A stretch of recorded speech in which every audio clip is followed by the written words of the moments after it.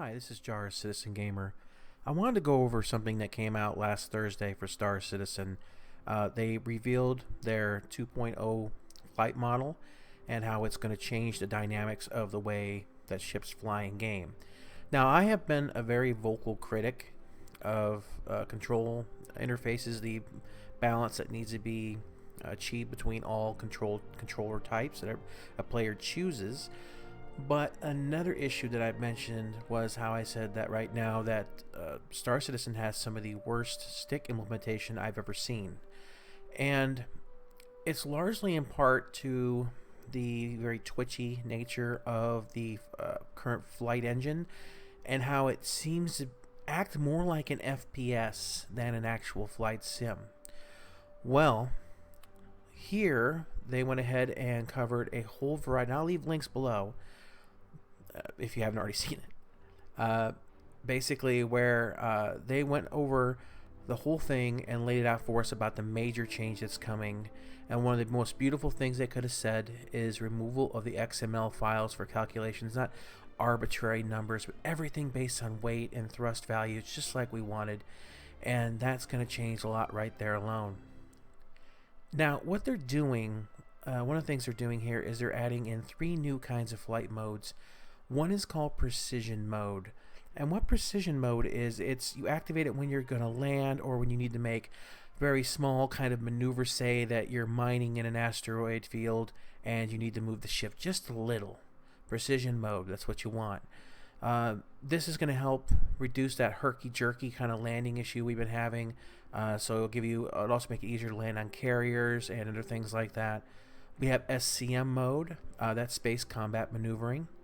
And that's going to be kind of the standard mode that you fly in most of the times when you're out doing combat or just your standard kind of flying. And within that, you'll have you'll still have your other default 3 modes that we have that are currently in the game. But that's a differentiation. And then you have the afterburner, and I guess this afterburner's going to be changed a little bit. They've separated afterburner out to something else called cruise mode, where you can go up to 1,000 meters per second is kind of what they say right now. It's a number that might change, but you go very fast, but you can't turn very much. Your maneuverability is almost non-existent. Course corrections mostly, and that's to allow without having to do jumps, like faster travel from point A to point B. Say you've got something that's 100 kilometers away, and jumping is going to be way too, it's too close to jump, and you don't want to fly for 20-30 minutes or whatever, however long it would take normally, 10 minutes or whatever. But this will make it a lot faster, and you can also use it as an escape mechanic, so that's kind of interesting as well. Now, they did provide us a series of graphs, which I'm going to go ahead and show here during the course of this video, where they show first the initial kind of curves that were set up for the acceleration. And as you can see on the exponentially dampened motion one here, that this one, the acceleration is quite intense, and there's not a lot of build up or wind up on that. And what it actually ends up being in the game is this second one, this capped exponentially dampened motion. And this one here kind of creates a level of unpredictability. It creates a situation where basically your control inputs, it's like, think of it like you're trying to parallel park a car, and you've basically got 0 to 60 in 2 seconds, and you can't there's no slightly pushing in the pedal. It's either all the way down, it's digital, it's not analog, it's all the way down, or it's all the way up. You know how impossible it would be to do that? Well, that's basically kind of what this creates. So what they've done is they've gone back in here and they're looking at a third order motion. And what this does on the third order motion is it actually creates predictability, and they even give you the formulas there. So for all you math nuts out there can see exactly what they're talking about. And basically, this is going to create a situation where we're going to have a nice smooth acceleration when it comes to strafing, to turning, rotation, all of it, that's going to change the way that the flight works. And I get what they're saying here.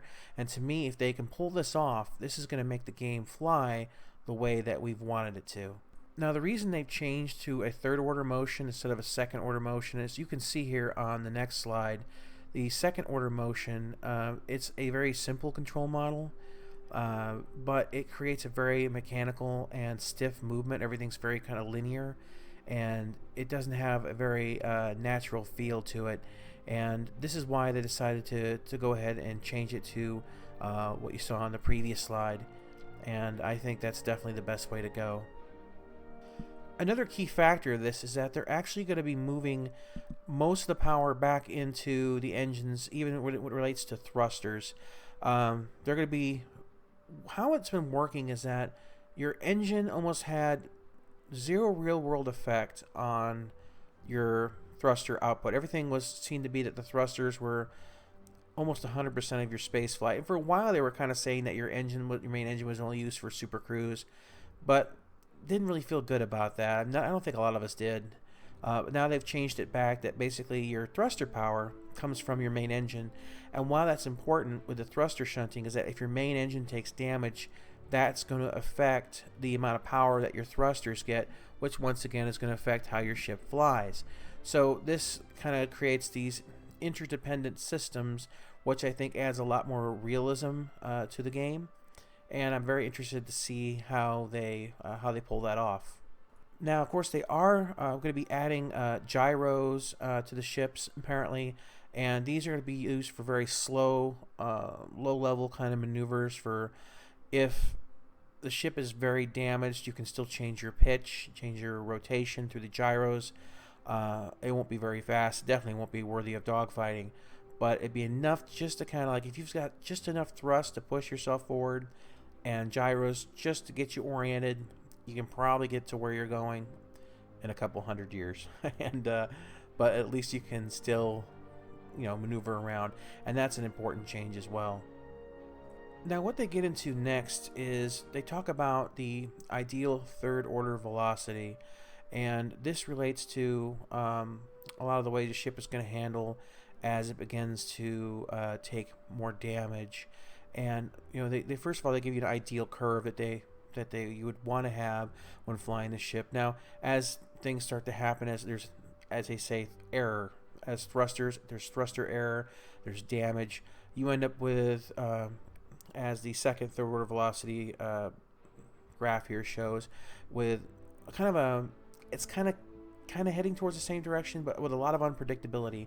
And what the system's going to try to do is that your IFCS, your computer, is going to try to go ahead and smooth that out. And so you end up with something closer to the intended curve. Now, as your ship takes damage, it's going to have to change its flight dynamics on the fly to keep it within certain parameters. Now, one of the things they mentioned, which I thought was amazing, was that since mass is going to be a large factor of how things are going to work, if you're adding heavier weapons, or as you're spending fuel, or as parts come off your ship, or as you fire missiles or whatever, as your weight changes on the ship, that's going to change the way that your ship flies. Now, from what I understood on the interview, and I may be wrong on this, but it sounded like what they were saying is that your maximum speed that the ship will allow you to fly is based on the length of time it's going to take you to stop. In other words, there's a certain safety level that the ship will throttle itself in at to be able to maintain control in a need to stop situation. So, for example, a fully laden cargo vessel will have its max speed reduced. So it just gets into a situation where its reverse thrusters can slow it down within a reasonable time. And if you were to take that cargo off, the same thing applies. And the reason they said that they also do this is that, you could say that you take a Hawley and it has massive engines and it's now empty of cargo. The way, if they didn't have some sort of measure and countermeasure for speed, basing everything on thrust, that would probably be one of the fastest ships in the game. You think about you have a large cargo container ship like you'd see out in the ocean, and but in space. So there's nothing, there's no water, there's no resistance really to stop it. And you have all those powerful engines that push that ship along, and you take all the cargo off. And remember, there's no water, no resistance. That thing is going to be wicked fast.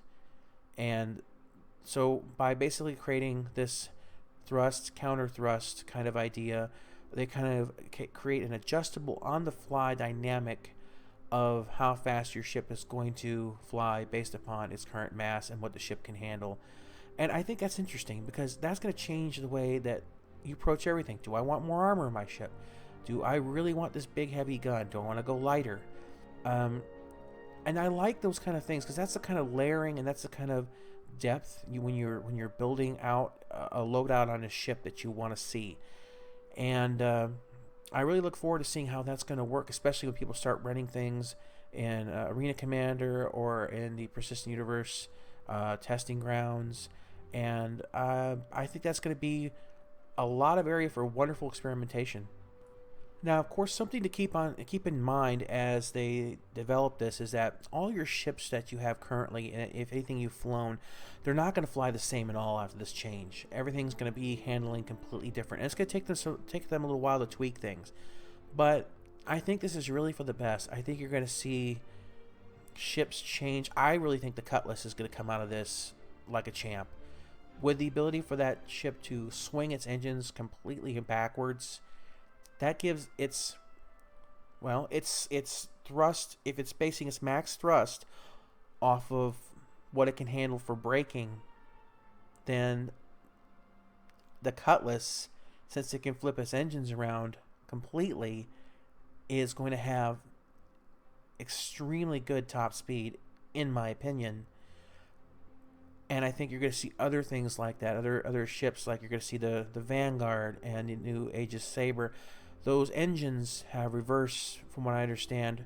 They can reverse the engines and thrust out those big nozzles in the front too, like intake valves. So those kind of new design ships may actually leave a lot of the older ones in the dirt in that regards. And this is one of the reasons I've melted a lot of my old ships for a lot of the new ships, because I've been looking at the designs, and a lot of the old ships, they have first ship itis. They had to go back and rework a lot of these. I think the Hornet, while it's a great ship, I don't think it's going to be by far anywhere close to the best in the PU. When they're talking about all sorts of things like angular velocity of projectiles hitting different angles, and that'll affect how much damage you take. I mean, look at the Hornet. It's a brick. And you look at something like, the Saber or the Gladius. These things hit at all those angles. You're going to change the dynamics of how much actual damage those ships can take.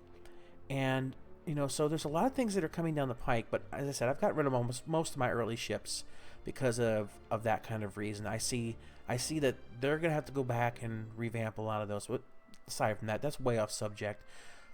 But anyway, keep your eyes open. We're on 1.3 right now. They've said that basically they're not going to be doing much patching or any patching at all, and they're looking to jump right into 2.0. And I would have footage on this of Star Citizen to give you something else to look at. But the truth of the matter is that since 1.3 came out, I can't do anything. I can walk around the hangar at best, but if I try to go into the social module, or if I try to, it just crashes. And that's an SLI issue, they've already said, and I do have two 980 Ti's, and even if I've disabled SLI, I still get the same issue. I'm not exactly sure if that's because they're both plugged into the motherboard or whatever. So whatever the situation is, they'll resolve it. They've already said they got the fix in the works. Once that happens, I'll be able to get some actual footage back up. But anyway, thanks for listening in today. As always, if you have any questions or anything at all, any suggestions, just leave them down below. And this is Jarvis signing out.